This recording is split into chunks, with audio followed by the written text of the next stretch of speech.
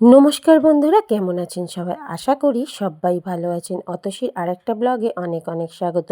আজকে হলো রোববারের সকাল। তো রোববারের সকালে দেখো, রাত্রে আমি একটু মেথি মৌরি আর কতিলা ভিজিয়ে রেখেছিলাম, সঙ্গে একটু মিছরি দিয়েছিলাম। আমার জলটাতে মিছরি দিইনি, আর ওদের সবার জলটাতে মিছরি দিয়েছিলাম। তো এখন বাজে ভোর 6টা মতন বাজে, কিন্তু বাইরে চারিদিকে অন্ধকার, মানে সবে সবে ভোর হয়েছে। ওর বাবা এখন স্নানে যাবে, তার আগে আমি ওকে একটু জলটা দিয়ে দিয়েছিলাম।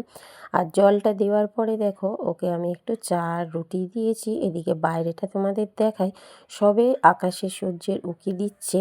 আর এদিকে বাইরে তেমন একটা খুব একটা কুয়াশা নেই। ওর বাবা বেরিয়ে যাচ্ছে, এখন বাজে 6টা 25।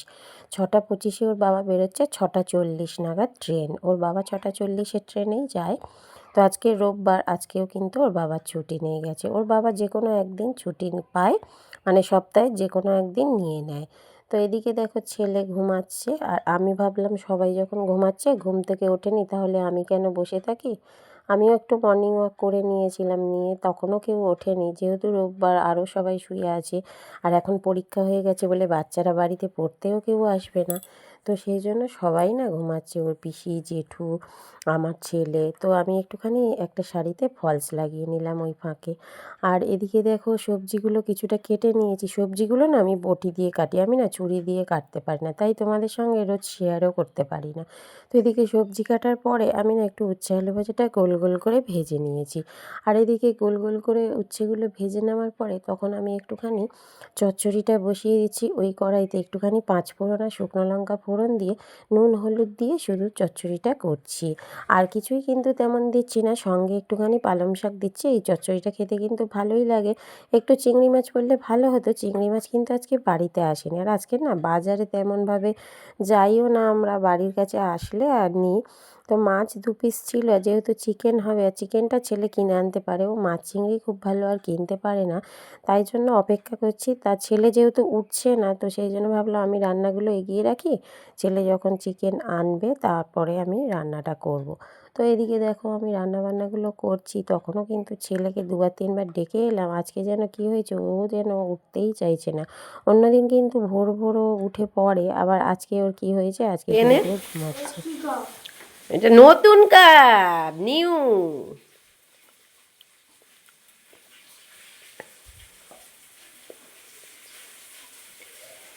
কখন চিকেন আনবি আর কখন রান্না করব আমি কচি। আমার দোষ নেই, আমি যদি ঘুম পাই আমি কি করব?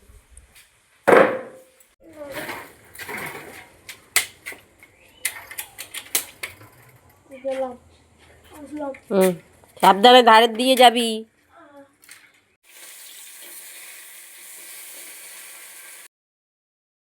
ও বাজারে চলে গেল, আর আমি দেখো এই যে এদিকে মাছ ভাজাতে হচ্ছিল, মাছটা তুলে তুলে আমি ঝোলের মধ্যে এইভাবেই কিন্তু দিয়ে দিচ্ছি।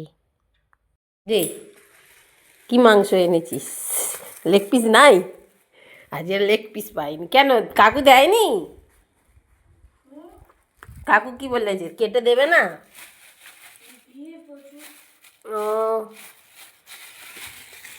ও, দেখি তো। আজকে রোববার তো, ওই জন্য ভিড়, ওই জন্য।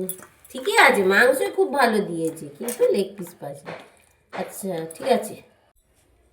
এখানে নিয়েছি পোস্ত, এখানে নিয়েছি কিশমিশ, কাজু, চালমগজ, আর এখানে রসুন, আর নিয়েছি পেঁয়াজ, আর দেবো 2 কাঁচা লঙ্কা, আর এখানে দেবো একটু ধনে পাতা। তো আজকে গ্রিন চিকেন চাপ হবে, চলবে তো? হ্যাঁ চলবে। তারপরে ও তো চিকেনটা একটু এনে দিয়েছিল, কিন্তু মনটা খারাপ, লেগ পিস পাইনি বলে। একটাই লেগ পিস নাকি দিয়েছিল, সেটাও নাকি ভুল করে কেটে দিয়েছে। আজকে দোকানে তো খুব ভিড় ছিল। তারপরে একটু পকোড়াটা ভেজে সকালবেলা খাবারটা ওকে খাইয়ে দিয়েছি। আর ওর পিসির জন্য একটু 2 পিস চিংড়ি মাছ আমি রান্না করেছিলাম, যেহেতু ওর পিসি মাছ আর মাংস কিছুই খায় না, সেই জন্য। তো ও বললো, মা আমি একটু চিংড়ি মাছ দিয়ে সকালে ভাত খাবো। আর একটু চিকেন পকোড়া তো আমি ভেজে দেবো দিয়েছিলাম, তো সেটা দিয়ে ও সকালবেলা ভাতটা খাচ্ছে। চিকেন পকোড়া আর একটু চচ্চড়ি দিয়েছি, উচ্ছে আলু ভাজা। তো এটাই দিয়ে ওকে সকালবেলা আমি খাইয়ে দিচ্ছি। আর আমি তারপরে কী খাচ্ছি দেখো, পান্তা ভাত, যেগুলো আগের দিন রাতে একটু বেঁচেছিল, তাই একটু জল ঢালা পান্তা ভাত খেয়ে নিলাম। আর এদিকে দেখো, চিকেনটা আমি রেডি করে নিয়েছি, গ্রিন চিলি চিকেন। তো এটা কিন্তু রান্না করেছিলাম, দারুণ টেস্টি হয়েছিলো। ভাত বা রুটি বা মানে পোলাওর সঙ্গে বেশি ভালো লাগে। তো যাই হোক, এটা মানে সব কিছু আমি রেসিপিগুলো দিয়ে দেবো পরে। আর এগুলো আমার রান্না হয়ে গেছে সানডে মেনু। তারপরে দেখো ছেলে ও একটুখানি মুসুম্বি লেবু কাটছিল। হস্টেলে গিয়ে ওই মুসুম্বি লেবু কাটাটাও শিখে গেছে। মোটামুটি অনেক কাজই হোস্টেলে গিয়ে ও শিখেছে টুকটুক করে।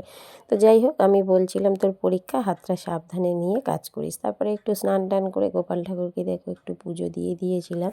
আর এদিকে দেখো এই যে মানে পোলাও দিয়ে আর ছেলেকে একটুখানি চিকেন দিলাম আর চিকেন পকোড়া দিলাম। আর ও বলছে খেতে খুব নাকি ভালো হয়েছে, খুব টেস্টি হয়েছে, সেটাই বলছিল আমাকে। তো ওর এটা খুব ফেভারিট নাকি খাবার। দুপুরবেলা একটা বাজতে দিচ্ছে না, আমাকে ভাত দাও ভাত দাও করছে। কারণ কি, ওর নাকি এটা খেতে খুব ভালো লাগছে। তো সেটাই ও আমাকে বলছিল। আর এদিকে দেখো ওর জেঠুর জন্য আমি একটুখানি খাবারগুলো গুছিয়ে নিচ্ছিলাম, কারণ ওর জেঠু আবার খাবে। আর লাস্টে আমি দেখো খাচ্ছি চচ্চড়ি আর চিকেন দিয়ে। যাই হোক, ব্লগটা কেমন লাগলো বলো, ভালো লাগলে আমার পাশে থেকো। তবে আজকে এইটুকুই। আবার গল্প কিন্তু আমি আবার পরের ভিডিওতে করব। তো আমার ব্লগগুলো দেখার জন্য আমার সঙ্গে থেকো, পাশে থেকো। ততক্ষণের জন্য টাটা। সকলকে অনেক অনেক শুভেচ্ছা ও অভিনন্দন রইল। ধন্যবাদ।